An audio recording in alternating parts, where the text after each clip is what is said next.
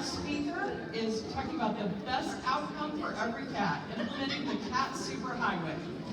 I'd like to introduce Cameron Moore from the University of Florida, Maddie's Shelter Medicine Program. Cameron oversees shelter engagement for Maddie's Million Pet Challenge and the Shelter Medicine Program at the University of Florida. She works directly with municipal and nonprofit organizations to help improve efficiencies while increasing life-saving. The goal is to work smarter instead of harder. Since 2013, she has completed over 150 shelter consultations in 25 states, as well as Puerto Rico and the U.S. Virgin Islands. Recommendations focus on actionable solutions, proposing easy changes to enhance team performance while addressing the 4 rights: the right care, the right time, the right place, and the right outcome. So welcome, Cameron. Thank you so much. If any of you were in my earlier talk, you may hear some common themes. But can I just ask, like, who's in the room?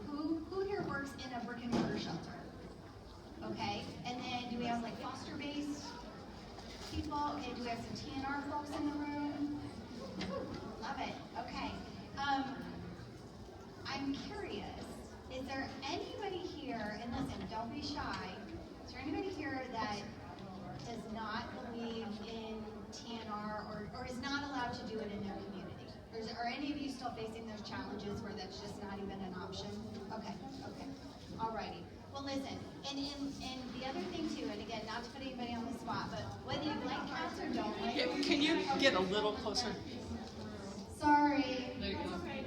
Much better, much better. I hear you, okay. So, whether you like cats or not, you know, they're out there, right? And we have to figure out, like, how can we best serve our community? And even if you like dogs more, that's totally fine, right? Because the things we talk about are gonna be about how do we make less cats. So, okay. And then, when we talk about the Super Cat Highway, so I work for Dr. Julie Levy. You guys might have seen some of her research. She's world renowned. She does all the leading research on FIV and leukemia. She was the founder of Operation Catnip in the University of Florida, and big advocates for TNR. But she always says like think about all the decisions you have to make every single day in your job. You probably have staff and volunteers and everybody coming to you asking for like all the answers to everything, right? And it's like we have to have like this pathway, otherwise we just get decision fatigue, right? So even the best of us are gonna have a hard time like just thinking like I can't answer one more question, right? So having these like superhighways just tell us, like, it gives us an easy route for what to do with these cats. And so again, we're trying to identify, and I'm not used to having to stand this close to I'm trying to see my screen, and I'm used to being able to walk around, so I apologize. But we wanted to find the main pathways that are gonna make the most sense for the most cats, okay? So when you think about this superhighway, like that's the majority are gonna be on this highway, but there's always gonna be exceptions, right? So, because everybody likes to trigger to, well, what about this one? Yes, there are exceptions, there's off-ramps for those cats. But remember, our goal is the best possible outcome for every cat, given the needs of the cat and the needs and preferences of the people involved, and also the resources that we have available to us. And then remember, we want to eliminate all the bottlenecks that we can. So whether we're talking about if you're in a municipal shelter or nonprofit shelter, you're dealing with owner-surrendered cats, you're dealing with found stray cats, and we say stray because cats are not actually lost. Yes, I remember that one time in 1990, there was that one cat that got lost. But keep in mind, if cats could talk, they would tell you, I'm not lost, back off, I'm a moocher, and I like to eat 5 meals a day, And then we could be dealing with, our feral cats, litters of kittens, sick and injured. So like each one of those should have a proper pathway. And the goals are always like, get them safely back with the families who love them, keep them safe in their community, maybe safe in a new home, and then are we taking action to remedy suffering? Because we're not about, oh, you just want to leave the sick and injured cat dying on the side of the road. No, you guys. But some things to keep in mind, and when we started doing shelter consults way back in the day, and if you didn't already know this, I was lucky enough to do a consult in Indianapolis, like in 2013. It seems like 100 years ago. But when we started going to shelters all around the country, we saw the same challenges and the same, everybody says we're different. We're different here in Indy. Well, you are in some ways, but not really. Like your problems you're facing with dogs and cats are the same that we see in Texas and Idaho and even in the U.S. Virgin Islands, right? In Puerto Rico and stuff like that. So same challenges, same solutions, which makes it a little bit easier, right? The hard part is convincing people to change their mindset. But some of the things that we've seen, like overarching themes, is in shelters in general, when you study your data, and I know people are always like, we don't have time for data, we're dealing with dogs and cats. Actually, your data tells you your story. Where are these cats coming from, right? Predominantly, 80% of cats coming into shelters are labeled strays. Okay, so they're not your own pets in a home that someone can no longer care for. Usually that's a much lower amount. And then of these 80% of these stray cats, majority of them weren't really lost, right? They came up to your house, you offered them a meal, they said, thank you very much, I love to eat. And then you, in your mind, because you didn't have the answer, said, oh my gosh, you must be lost. Let me run you to my nearest shelter where they're overcrowded, don't have enough staff, they're drinking from a fire hose, and I'm gonna put you in their safe hands, right? And as a shelter system, that's what we've told people. Bring them to us. And then our little team back here is gonna have to figure it all out, right? So, and then we also always hear that cats are brought to the shelter because they're nuisance, which nuisance is a word that we put into people's mouths, okay? Like if you call any random animal control, they'll be like, well, is it a nuisance? And they're like, yes, it is. I can promise you most people don't even know what that word means. So we put that word into their mouth. So, but the reality is that people are bringing cats to shelters because we've told them, bring your cats to us. In some municipalities, their ordinances state you are not allowed to even care for an unknown dog or a cat. You must bring them to the shelter. And yet, they don't have the space, they don't have the staffing. And then the other thing is, you guys, like, a lot of people, we're even like, remember, stats are sometimes pulled out of the air, right? They, like these studies, there's not enough people doing studies and it's too crazy to count cats. But about half of Americans, they're saying, allow their pets to come in and out, cats, or take care of outdoor cats, right? So if half of Americans let their cats outside, even though we know indoors is safer, some cats are like, heck no, you can't keep me inside, right? So if we're bringing cats in from the outside and we're trying to put them into these homes where we know they're gonna go back outside, we're just perpetuating our issue. So those are just some of the like overarching themes. And then when we talk about our cat superhighway, we wanna think about these fast tracks, right? So if you're a healthy outdoor cat and you're doing great, and I said healthy, right? You're not someone's indoor pet cat, you're not sick or injured, the pathway for you should be TNR. So sterilization, vaccination, and right back to where you are thriving. And I don't know how many of you are taking care of outdoor cats, but I have cats that live on my porch that even in the middle of a hurricane will not come into my house. Like I will beg them to come in, I catch them and put them inside. And these are friendly cats. I can pick them up, I can pet them, I can stick them in a carrier even. They do not want to be inside. They do not want to use a litter box. They are just like, I am a free spirit, leave me alone, lady. And yet, over the years, as new neighbors have moved into my house, they come over, the cats are like the welcoming committee, and they go to their house and they meow and they eat their tuna that they leave out for them, and then those people go, oh my gosh, you must be lost. Look at you, you're starving. And they're like, 12 pounds, right? So again, we make up our own narrative when we don't know the answer to something. But for the most part, these cats have multiple homes and they have multiple families who think, I am your sole provider.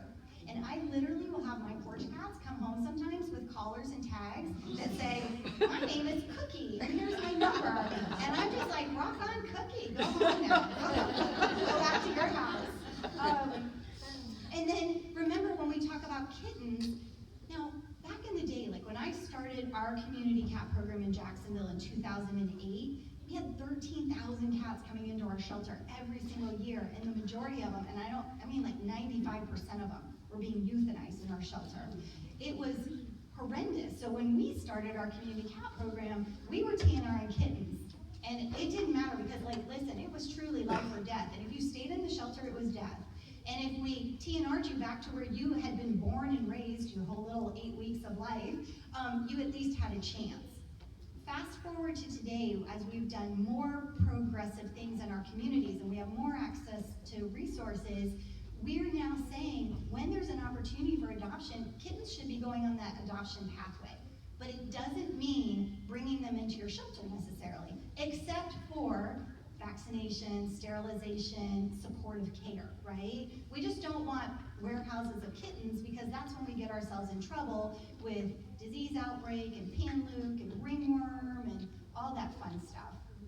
Now, remember, because in your mind, and we always trigger to the negative, well, that means like if grandma dies and her cat's in the house, then you just want to throw it outside and let it survive. No, you guys, like the shelter needs to be reserved for essential intake, right? Animals that don't have another option, like your owned pets that you could not help the owner keep or make a direct placement. So those indoor pets are different from our community cats, right? Our cats that are living outside, that are happy outside. And then cruelty, abuse, and neglect. We're not saying ditch them in the curb somewhere.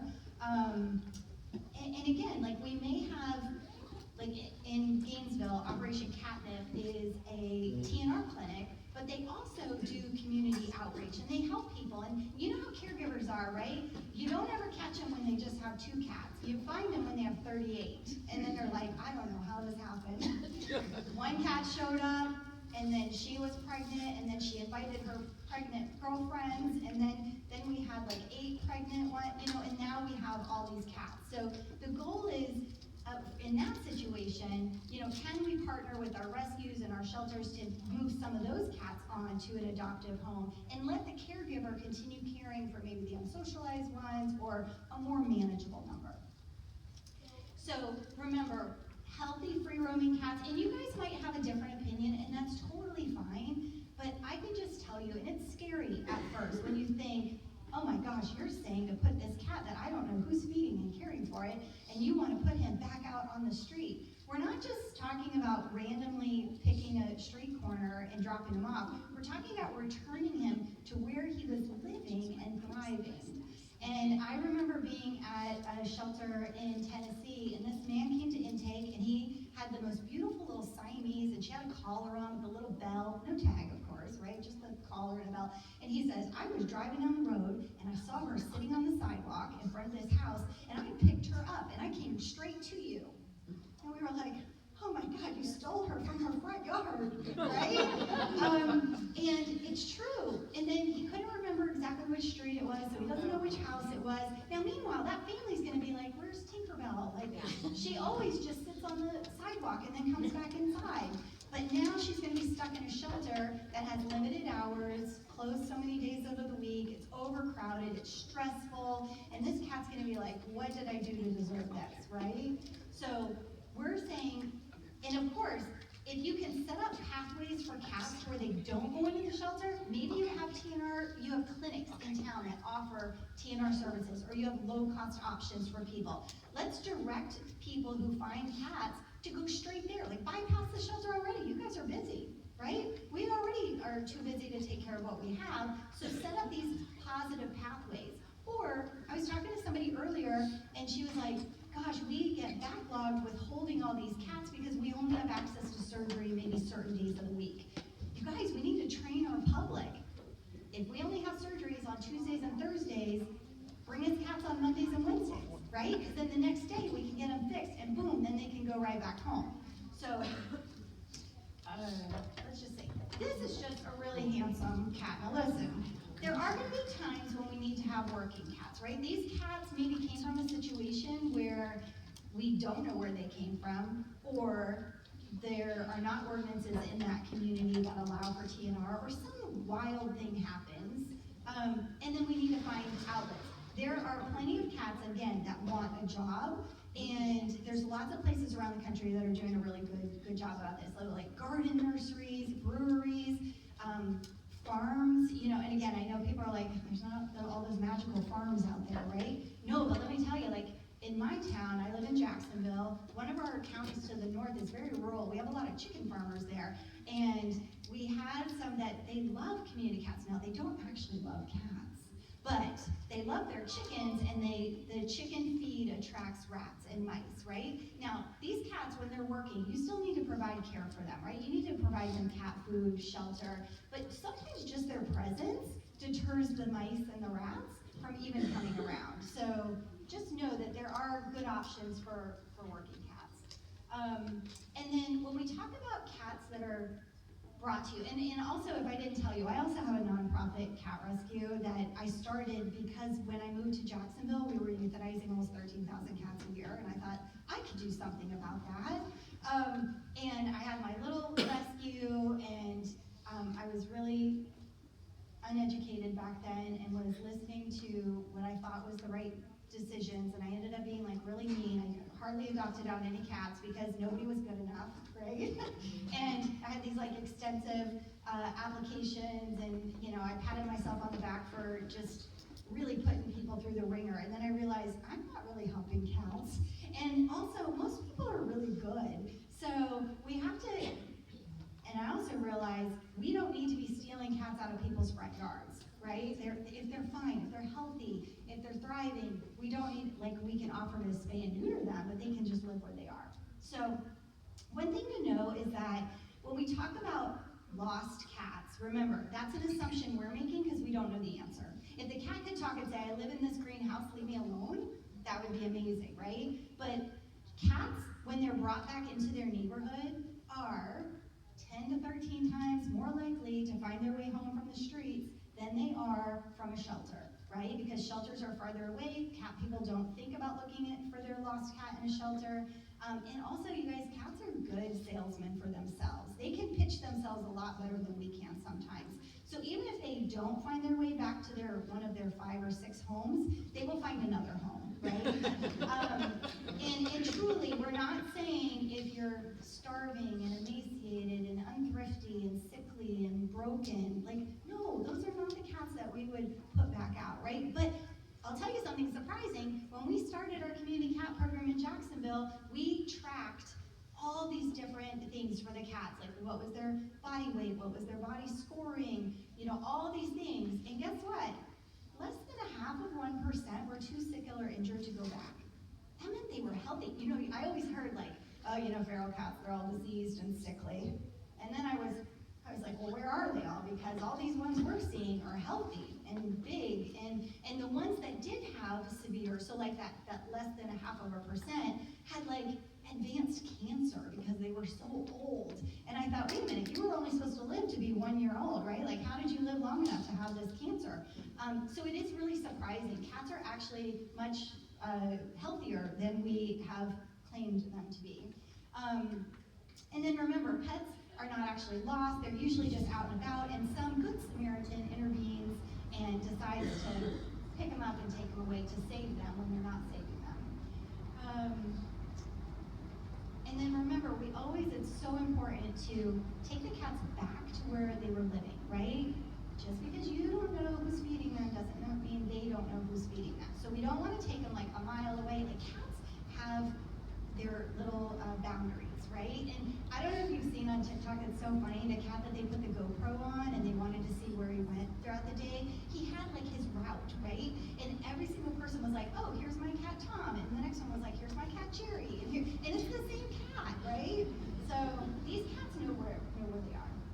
So TNR or TNVR, it really does a great job of stabilizing the cats where they are living. I don't really like to call them colonies because that signifies a lot of negative connotations, right? When you hear colonies, you think crazy cat ladies, cats gone wild. Cats are just living where they're living, and yet they're good at reproducing. So if we aren't spaying and neutering them, it can get a little wild.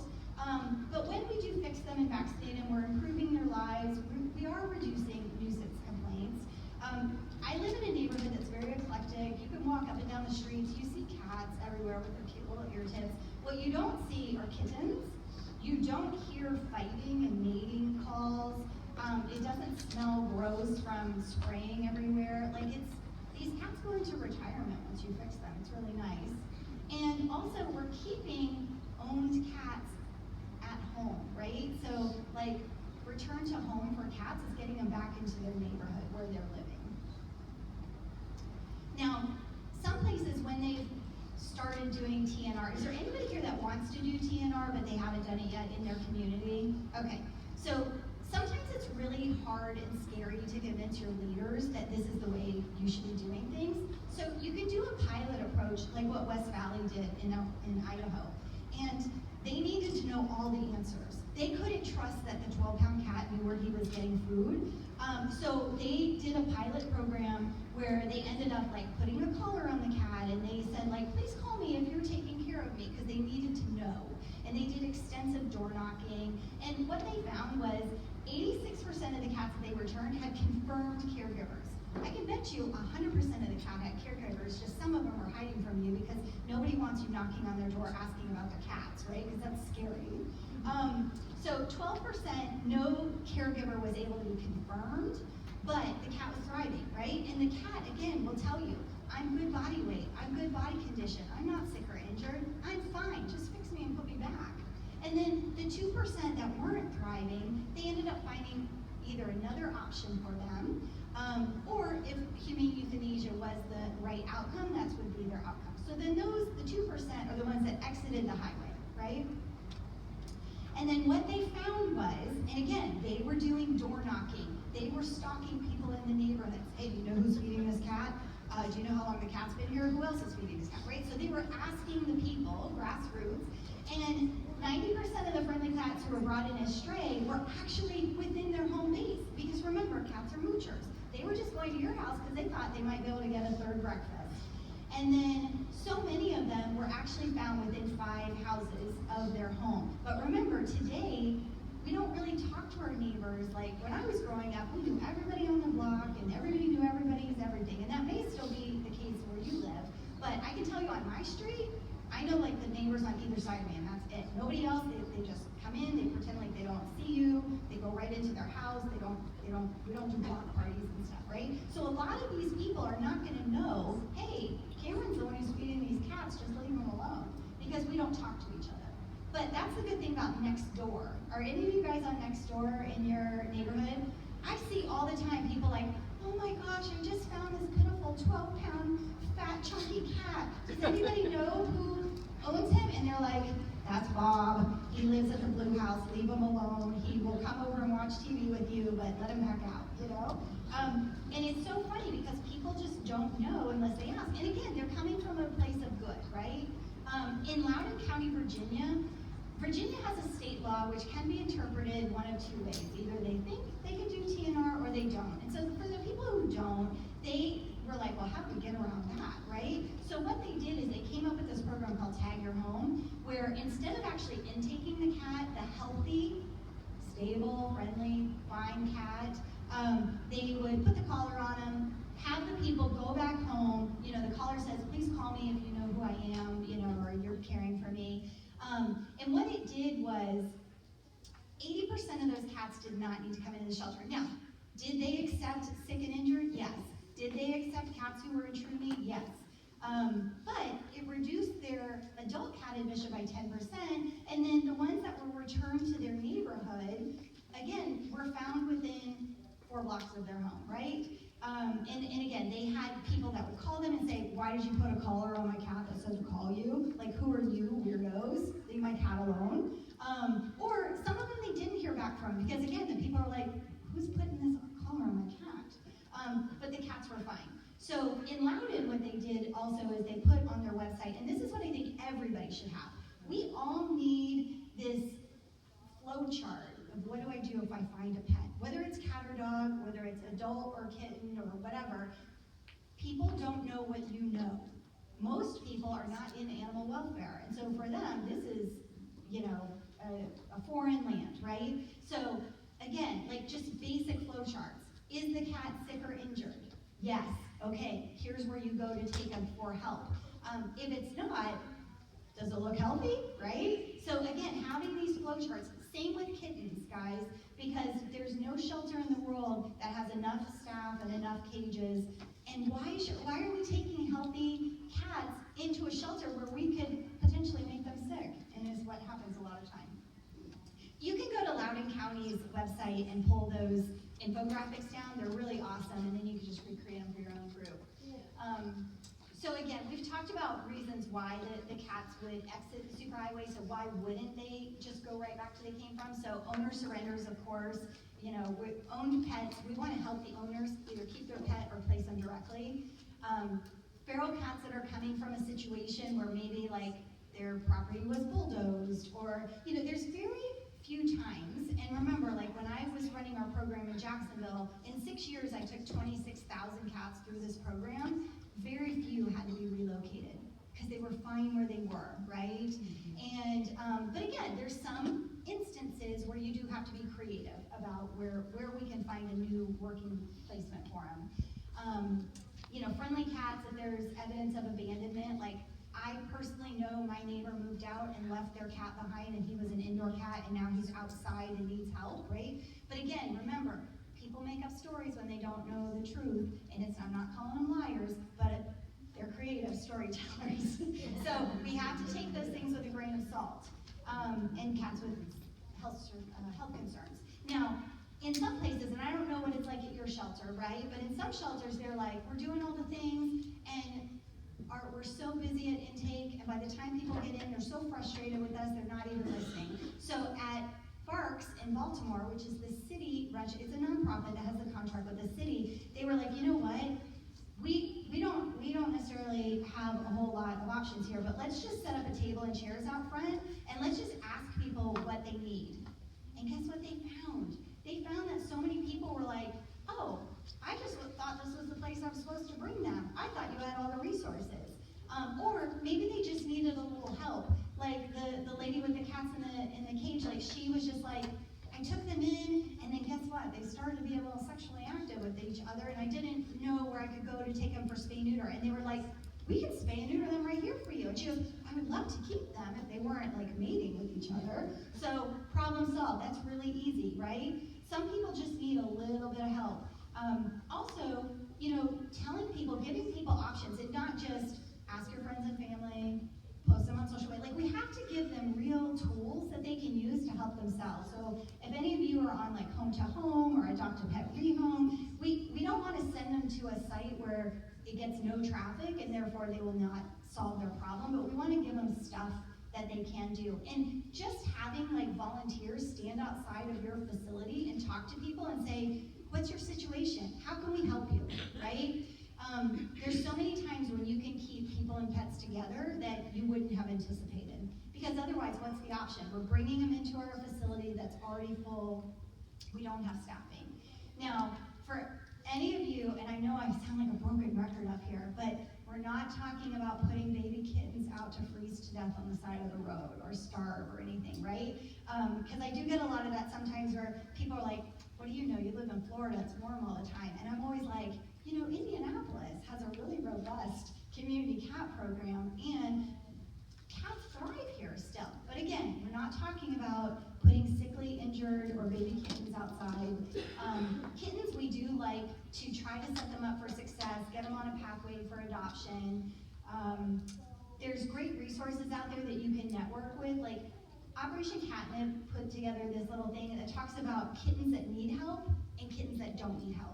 And how many of you have ever had somebody come to you with this kitten that's like a nice plump potato, and he's so warm and so clean, no fleas, looks great, and they're like, Mom hasn't been here for 4 days. And you're like, liar, liar, pants on fire, right?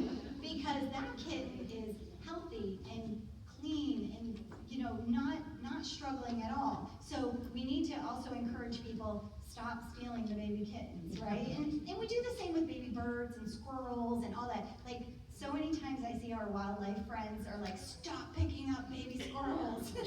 We don't need to bottle feed every one of them. But there is a difference between healthy fat cat kittens who are doing well with their mom and kittens who are unthrifty and need your help, right? And people who aren't in our business don't know the difference, right? So we just need to give them some helping hands. And you can like take this and recreate this for yourself. Kitten Lady, if you guys are familiar with Hannah Shaw, she's also put a really good info material out there for you as well. And it not only determines if they need help, but also, should I intervene or not? Like, how many times have people said, I found this 1-day-old with an umbilical cord attached, but I can't help you, and bye, just take it, right? And I'm like, why did you even pick it up? Like, first of all, his mom was out looking for food, you stole her babies, now she's gonna go into heat and get pregnant again, right? And then you've done nothing, like, thank you for helping. And I know they did it with good intentions, right? But sometimes we have to look at our own resources and say, am I willing to help this one myself, or am I just gonna try to burden it, I'll put it onto somebody who's already like trying to bottle feed 35 kittens tonight, right? Which bless you all for doing that, because the bottle feeding is tough. So it's about what is the situation, what is our ability to help, and are we setting these cats up for success or for failure? So one of the programs which a lot of you may already be doing is kitten shelter diversion, right? And this does not mean, go away, we're not helping you. It's, here's how we're helping you in a different way.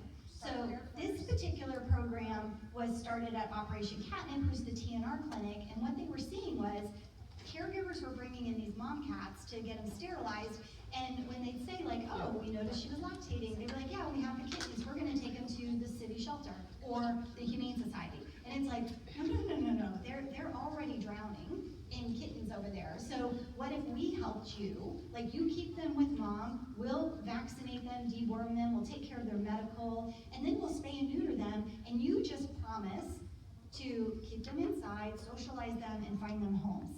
And they also set up like a Facebook group where you could network your kittens, and it's wildly successful, right? Because I do think people want to help if they're given the option to help. So, and then again, at Catnip, they train students from the vet school to learn how to do high volume spay neuter. So that's like a bonus for us, because then we get more surgeries done. But again, we want to fix the moms, help the kittens stay out of any shelter system. Because again, you rescues and shelters are busy already. You don't need people donating more to you, right? I love when people are like, here's this donation. And I'm like, I'd rather have money and not more cats, thank you. Because money, we know medical is expensive, right? So, and again, Catnip provides the supplies, the medical, the adoption support, and people will keep these kittens. They network them. Who knows better about these kittens than them, right? Because so then they network them on their social media platforms. And, and again, the program was set up to help kittens up to 4 months. They provide anything and everything that they